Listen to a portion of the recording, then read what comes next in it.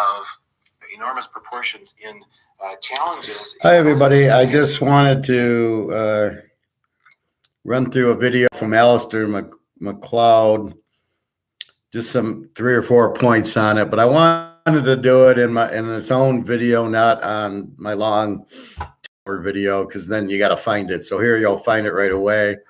So this will be a short video. I've already discussed basketball and poker, gold, and everything else. This is just a few key points that he's doing. So I'm going to put it on. Please feel free to watch it. Sector, but also in the fiat currencies worldwide. And we...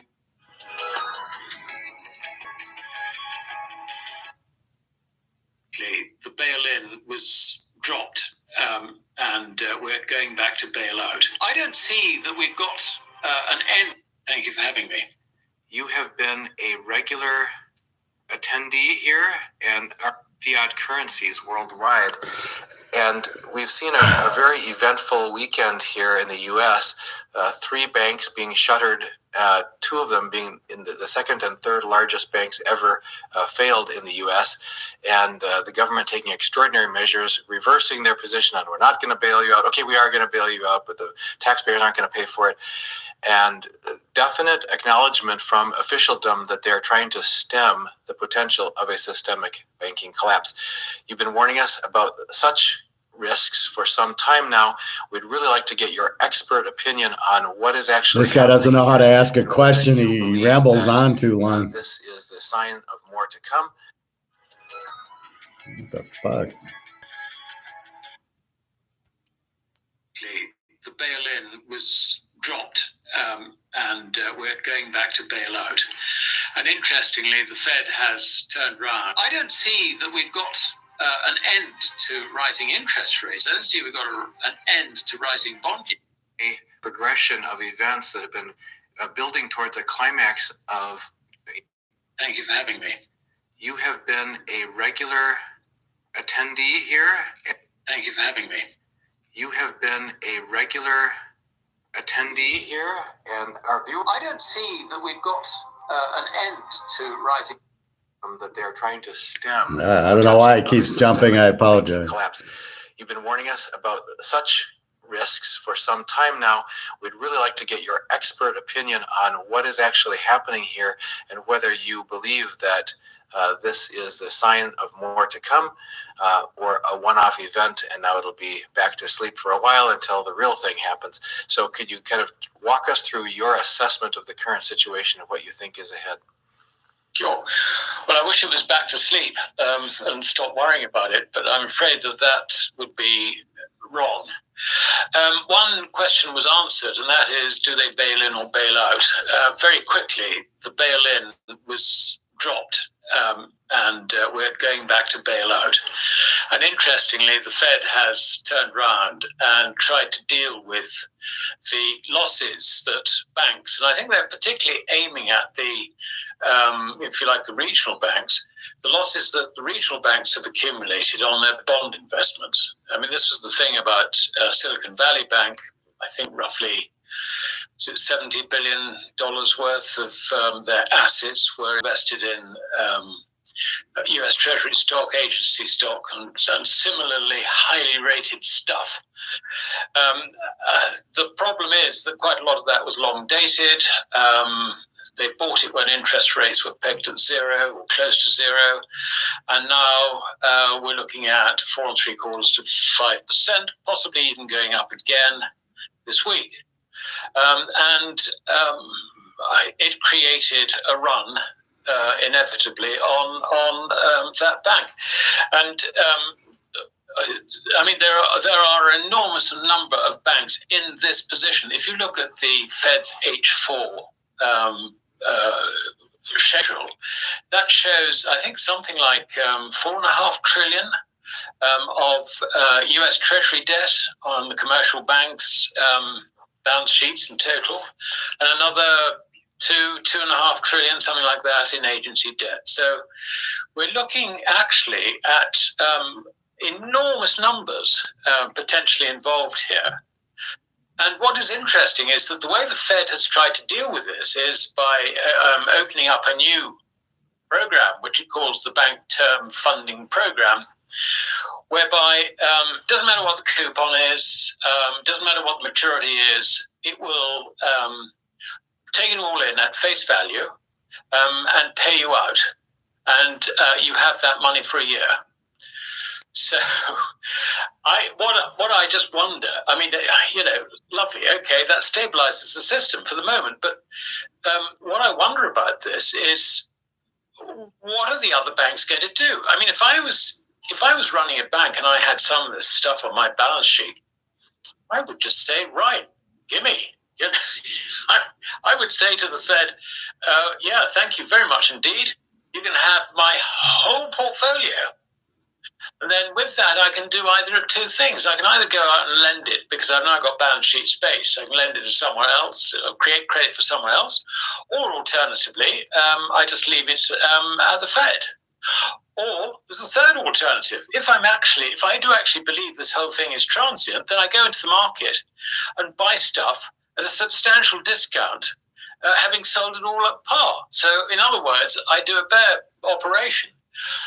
But the problem the Fed has with this is that all this stuff which they bought for a year, I mean, when the year is up, they're going to roll it. I mean, there's no way they're going to turn around and say, right, time's up, lads. You got to get your stock back. I want the money back. I mean, no. Have they been able to do that with QE, QT? No. I mean, there's quantitative tightening because this is actually what it is. It is expanding the Fed's balance sheet massively. It could potentially almost double it if you look at the numbers on that H4 form.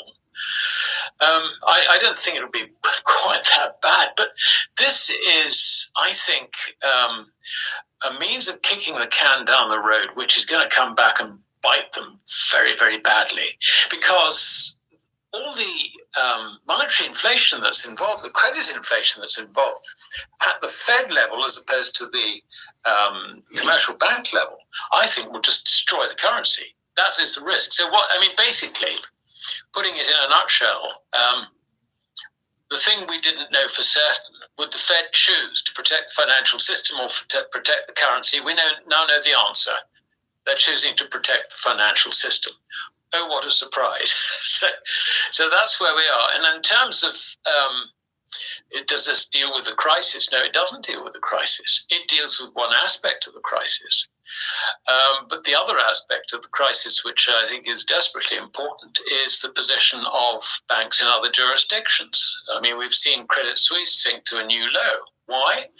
Because depositors have been getting out of their deposits, moving their deposits to other banks. And this raises the other problem, which I think very few people really understand, and that is that the way in which a bank deals with a shortfall or an excess on its liability side is it goes into the market and buys or sells money in order to balance its balance sheet. So if you get deposits running out of a bank, then you've got to go in and borrow to make up the deficiency in the wholesale money markets. That is what the money markets are all about. We're not talking about clearing. Clearing is a different thing. We're just talking about keeping the balance sheets balanced, if you like. Now, what happens is, just imagine, Credit Suisse approaches your bank or your dealers through the money market and says, we want to borrow 10 million Swissy.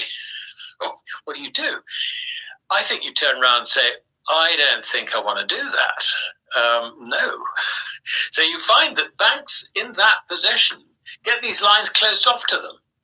And the only thing an outfit like Credit Suisse can do is effectively go to its national central bank and get liquidity accommodation from there, which is a very bad sign. It is generally recognized that is your last resort, and if you're doing that, then you are in trouble. You are in deep trouble. So I think generally what's happening, and we've we've seen a little bit of this. I mean, the LIBOR OIS spread has widened from something like 25 basis points to 130 basis points. But I don't think even that tells the whole story. Deal. So you've got a contraction in the wholesale money markets to consider, as well as depositors running out of the door of this bank or that bank or whatever it might be. So I think the answer to your question is that we have seen Act One in an ongoing tragedy. Mark, we're entering a code. So what he's saying. Already our national fuel reserves are. I wanted to zoom in. So what he's saying is that no, this is just the beginning. Now, the way a bank works, it's like Madoff. It's a Ponzi scheme. People put in deposits and then they loan out the money. And they give you 2% and they make 6%. So they make 4% on your money and they don't need to keep the reserves. So you give them 10 grand, they loan out 30 grand. They just pop money out up thin air and make a housing loan or a car loan or a business loan. So what he's saying is they put a lot of money into the bonds at 1%, and now the Fed raised the rates to 5%, and they're losing money. The higher the rate, the less the value, the market value of the bond. They're inverted. So when rates are 0, the bonds, let's say 110, and then the rates go to 5%, the bond's worth 90. So you can see they're getting killed there. And that's basically what's happening to these banks. They've got the money loaned out, but now there's no deposits. Everybody's pulling their deposits and running away. They don't have money, but they still owe money out. They're waiting for money to come back from the houses or the cars, they didn't loan a lot to the individual. So it sounds like they loaned into the bonds. The bonds lost the price. People aren't putting money in. So it's like Madoff.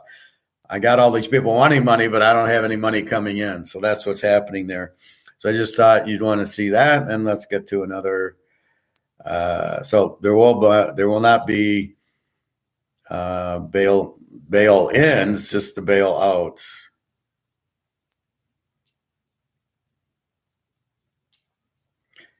All right.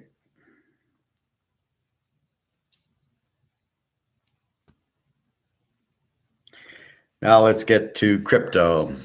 Well, yes. I mean, I think there is another danger, which is going to come and do exactly the opposite of what everybody expected, and that is the cryptocurrency situation. I thought ahead of this, I ought to look and see what the current capitalization of all the cryptocurrencies are, and so far as I can see, it's still over $1 trillion. Now, that is not just in America, that's spread around the world, admittedly, but American interests are probably a significant slug of that. You've got banks, you've got exchanges, you've got everything. I mean, that is not a small amount for people to lose. And that is another problem that I think that the authorities have in terms of trying to deal with. I mean, I think that they would quite like to see this cryptocurrency thing just disappear. And that might just color the way in which they handle cryptocurrency banks. I mean, for example, Signature. And there was also Silvergate, which is a sort of crypto type bank. I mean, these things are beginning to fall apart. And I think that could well color the way the authorities deal with these banking collapses. I wouldn't for one moment see a combination of Silvergate and Signature as being the equivalent of a Lehman, as it were. But, I mean, we could be talking about some fairly significant sums being lost within that cryptocurrency world. And also the other thing is that the stable coins, nobody has, to my satisfaction, answered, what actually backs these stable coins. And I don't think Tether has ever been audited. And so on that basis, I would think, well, if there is a deficiency there, then that's another real area of risk. I mean, in the broadest sense, when you start having the financial system beginning to fall over, you'll find that all sorts of things happen out of the blue. And I suspect that this cryptocurrency world is going to be very, very dangerous. I can see that being literally kiboshed completely. So I think that's another area where I hope people haven't been too misled into the idea of thinking that Bitcoin is the new gold and whatever. I don't care about Bitcoin. All I know is that it can't be legally money, and also it is at the center of a completely, corrupt, I think, is probably not too strong a word, a system which is beyond regulation. I'm not saying that regulation is a good thing, but what has happened is that these are people who have deliberately set themselves up outside regulation, and you have to ask why. You have to ask what are the risks. And when you find that a stable coin like Tether refuses to have itself properly audited, that to me is a major warning signal. It really is. So I think that's another area I would say, stay clear of completely would be my view. I'm not involved with it at all. I know there are lots of people who swear by it, etc., and they run wonderful charts and all the rest of it, showing relationships. I would rather not be involved. If people want to follow your work, which you publish, so there you go. I wanted to put this on its own video so you can see it. Otherwise, if I blend it in with the 2-hour class, I don't know you'll see it. Now you'll definitely see it, which is what the point is. So there you go, crypto. These aren't my words, they're Alistair's words. Very shady. It's a scam. It's Russian mafia. When you lose all your money in it, don't come crying to me, oh, I lost my money in crypto. You've been warned not to be in it. I have this much crypto. I'll never buy crypto. I don't know how it works. See, we're in the Ponzi scheme of Madoff, people didn't care how it worked, right? So you see how we differ. I don't care how I work, but I make 15%. And I'm making money, and I'm always getting money from Madoff, but I don't know how it works, but I don't care. And then when he goes broke, you're crying, oh, I lost all my money. Why didn't anybody tell me? Well, you should have asked the question. So when I ask the question, how does Bitcoin work? Where's the price come from? And I can't get it. I walk away. I'm not an idiot. I don't sit there and go, well, it'll go up because. I just say, if I don't understand it, boom. I understand how gold and silver works. I understand how money works. I understand how the economy works. I get that. So I will play gold and silver because I understand that right now it's priced on the dollar. It shouldn't even be priced on the dollar. It's worth a hell of a lot more than it is. The JP Morgan monopoly is keeping it down to keep the monopoly, but that will go away as nobody wants this, the fat, ugly girl, and therefore that'll tumble over. So will their monopoly on gold, and then gold can hit its normal real price. And that's what we're waiting for. But we understand that. We know. And that's the point of it. So I don't know why they want to keep holding the price of gold down. It's the only thing that doesn't have a regular market to it. It's ridiculous. Anyway, so I just wanted to share Alistair with you. I know a lot of people like him. I like him. I think he tells you what's real. You don't hear that from these other guys, right? None of the other guys can tell you what's going on. That Andy Scheckman just keeps telling you, oh, the supply, everybody's buying gold and silver and the supplies, there's nothing left. Okay, great. We get that. But what does that have to do with the price of tea? It doesn't have anything to do with anything. Yes, the people are buying it. We get that. The price should be going up, but it isn't. And you're not telling us about the monopoly and the derivatives and the paper market. And when do we get to the physical market? We know to buy physical because ETFs they're not physical, right? They're paper. I think he says that in here. I'll look for that segment. But he basically says if your money's in ETFs, you're going to lose it because it's not real. There's nothing there. So keep that in mind. You want to just be careful, be safe. You're safe in gold and silver. You can't lose money in it. Even though it's a monopoly and price fixed, it's not going down. you can see it just went up like from 1810 to 2000. Just went up $200 during all this bullshit. So I can go to my gold store tomorrow and get, well, Tuesday when he's open, and get $2,000 for my ounce of gold and be very happy with that. But that's not what I want, because I am expecting it in the 40, 50,000 range. Then I'll start cashing if I need the money. Again, I don't want to be in this money. There's no point in cashing a $50,000 coin to get this money. Then I'd have to go buy the coin again. So the gold again. So it's only if the new money is out there and I need the money for, pay something. I don't even know if the credit cards will still be, will it be there because of the new currency? It might just say, no, new currency, credit cards are reset. Your bank money, you need to exchange it for the new money. I don't know how that's going to work, but that's where it's headed.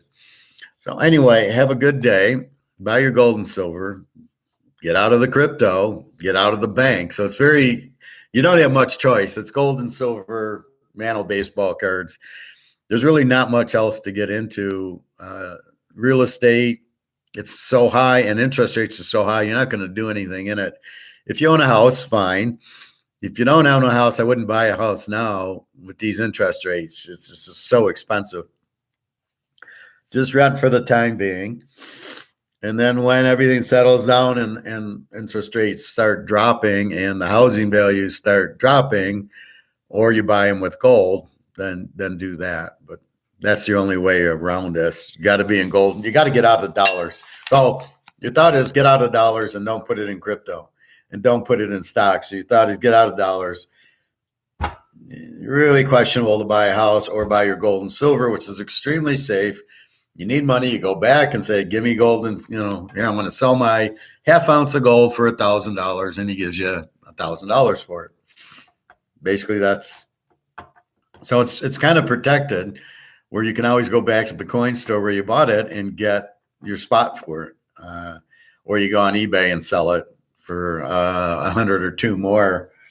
Like it's probably on eBay now, it's 2,000. If I go back to the store, it's probably 2,100 if I go on eBay and sell it. So again, a no-brainer. All right, everybody, have a good day. Just wanted to touch base with that. Look for gold, silver to keep going higher.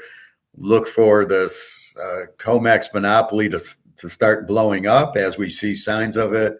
As we see Russia going on the gold standard, that will blow it up. That's the key. That's what we're waiting for. Keep your eye on the war. Hopefully it ends already. It's terrible what they're doing. And keep your eyes open and be smart and ask me questions if you don't get it. All right, www.teaserking.com. You get my email. If you are trying to leave a comment, this is really weird. I don't know if something happened with YouTube or not.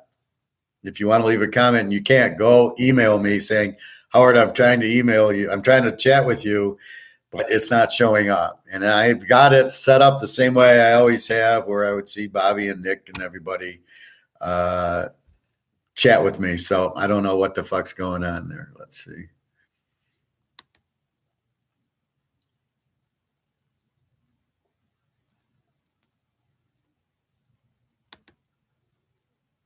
I'm in live chat.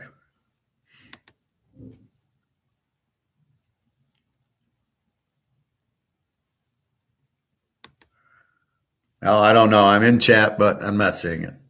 Anyway, have a good day. Good luck on the baskets. Good luck on the gold. Safe. Have a great day. All right. Take care.